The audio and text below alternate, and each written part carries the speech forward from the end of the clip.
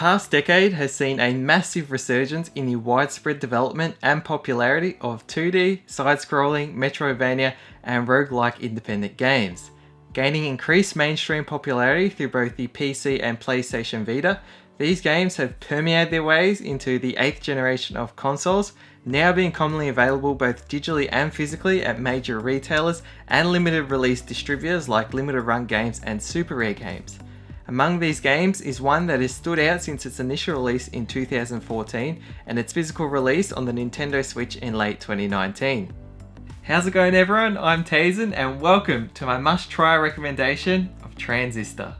Developed and published by Supergiant Games, Transistor was released digitally worldwide on PlayStation 4 and PC in May 2014, on Mac and Linux in October 2014, on iOS in June 2015, on Apple TV in November 2015, and 3 years later on the Nintendo Switch in November 2018.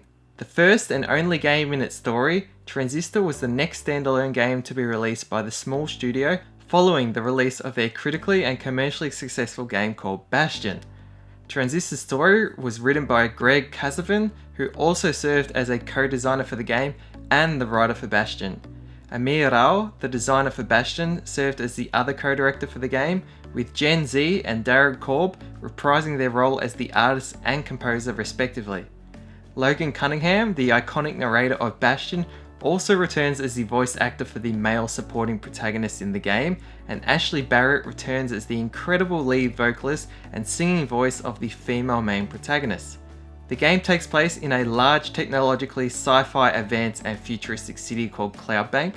The story revolves around the main character Red, a famous female singer in Cloudbank who survives a failed assassination attempt by a secret organisation known as the Camerata, after they mysteriously tried to kill her with an even more mysterious sword called the Transistor. Although she survives the assassination, the man who saved her from the attack was instead impaled by the Transistor, seemingly killing him instead and causing Red to lose her voice in the process of the attack.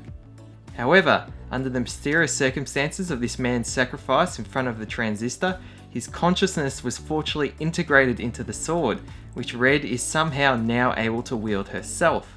Together with the Transistor and the man's voice within, the two journey across the city to uncover the intentions of and mysteries behind the group and their Transistor, while fighting against an increasing threat of an unknown robotic force altering the city's foundation and killing its citizens in the process.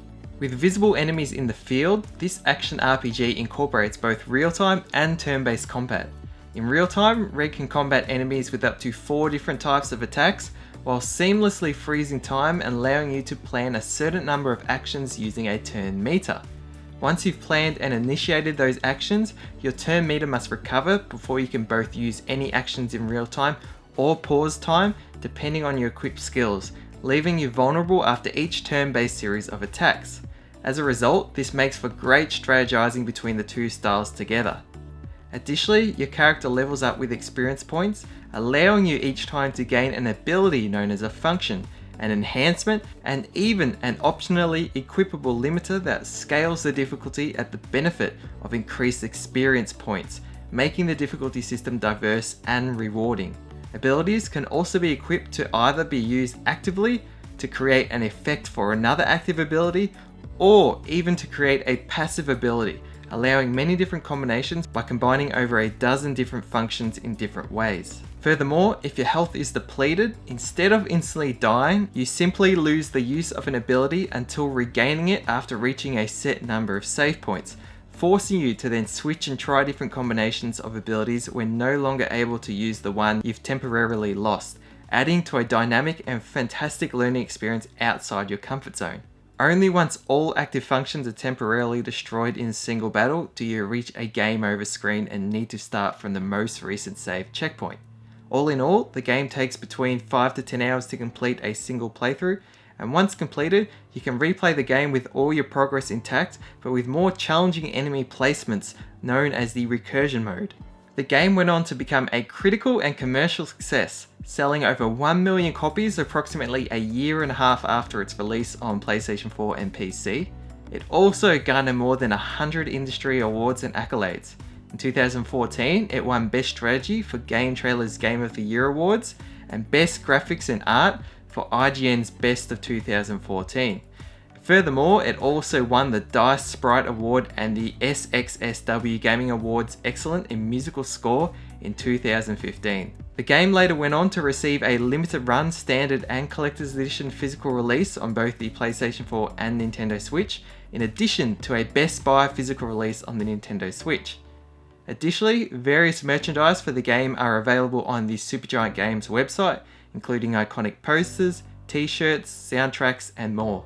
In January 2020, NoClip also went on to release an incredible 36.5 minute long making of documentary for the game, highlighting the unique creation that led to this amazing game's development and success.